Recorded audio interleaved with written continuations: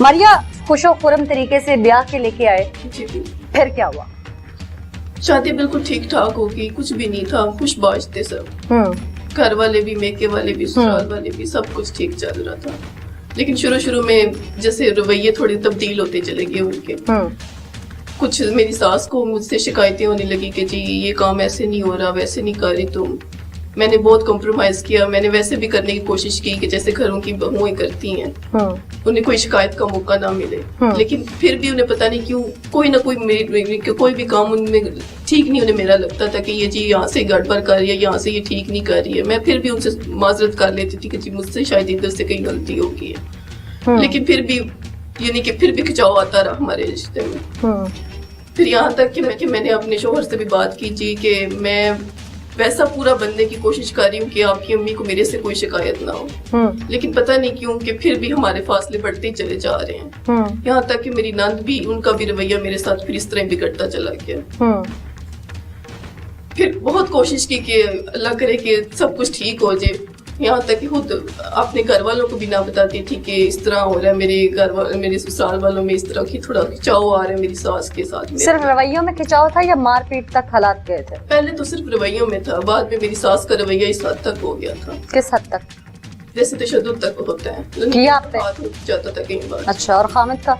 खामद को तो मैं कई बार इस तरह समझाने की कोशिश करती थी कि पता नहीं क्यों अम्मी का ये रवैया मेरे साथ इस तरह बदलता चला जा रहा है। आप थोड़ी उनसे प्यार से बात करें कि मतलब क्या उन्हें मुझसे शिकायत है। मैंने भी उनसे बहुत माजरत की है कि शायद मुझसे कहीं गलती होगी, आप खुद पूछ लें उनसे।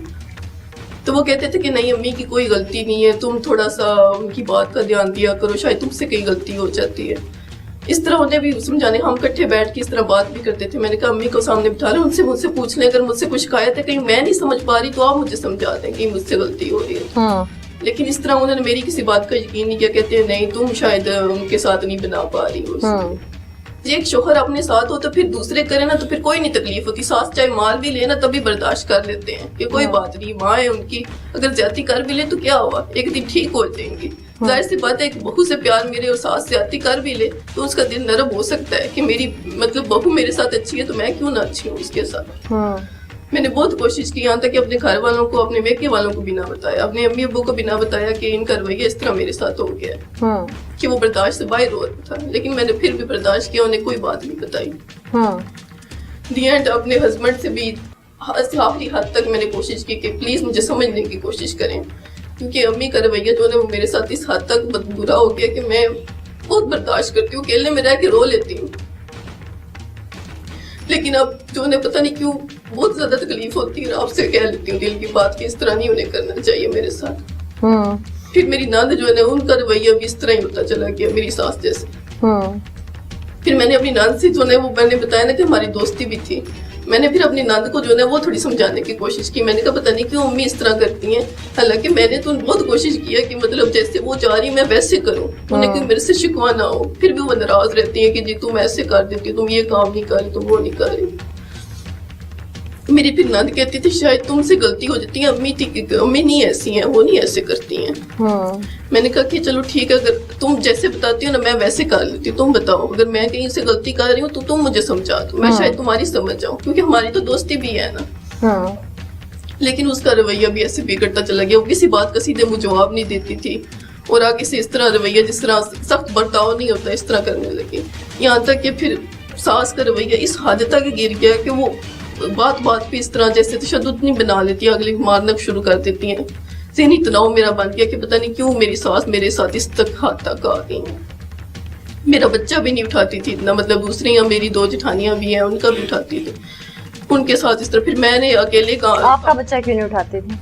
जैसे मेरे साथ बर्ताव तो उसकी वजह से ही है कि जी खुद उठा ले। और आपके ननद के बच्चों को प्यार करती थी? हाँ जी उन्हें प्यार करती, सुलेमान को करती थी, लेकिन बहुत सुलेमान को करती थी? हाँ जी सुलेमान को भी करती। और आपके बेटे को नहीं करती? नहीं। फिर जैसे वो मैंने बताया ना कि हमारा रवैया बदल के आपस में लड़ाइयाँ जैसे होती हैं सास बहू की, वो सब शुरू होगी। तो फिर उन्होंने वो उठाना भी काम कर दिया, बहुत काम। मैं खुद अगर पकड़ा देती थी, कई बार मजबूरी ज्यादा बन जाती कि किचन में जाना पड़ जाता तो फिर मैं खुद ही पकड़ा के चली जाती कि चिपक कर।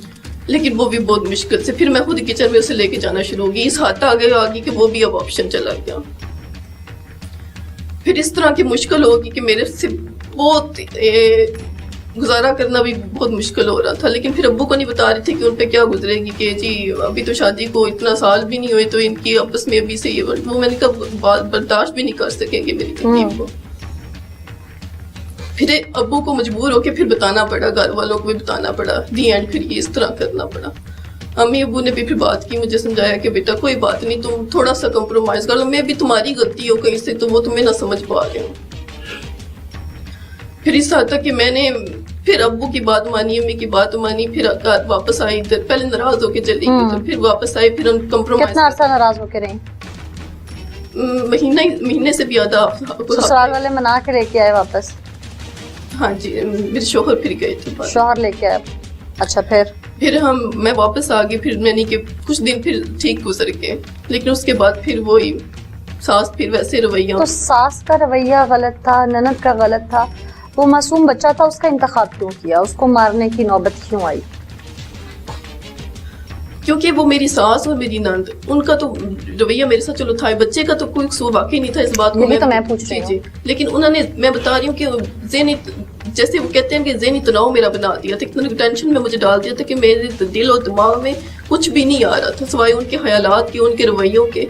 तो फिर मुझे कुछ भी नहीं दिखा, तो मुझे वो बच्चा नजर आया, तो मेरे सारे बनी कि मुझे वो बच्चा नजर नहीं आ रहा था, लेकिन मेरे ज़हन में वो सब फिल्म चल रही थी उनकी, वो जैसा मेरे साथ बर्ताव करती थी, जैसे वो तशद्दुद करती थी, वो सारे निशानात मेरे के ज़हन में वो सब कोई फिल्म चल रही थी मेरी। मुझे वो बच्चा नहीं नजर आता कि मैं उस बच्चे के साथ इस तरह करने लगी। बच्चे को मारा कैसे? उसका गला दबाया था। गला दबाया था? फिर बच्चे के चेहरे पे और जिस्म पे जो निशान थे वो? उससे मैंने मारा नहीं था, सिर्फ गला दबाया था।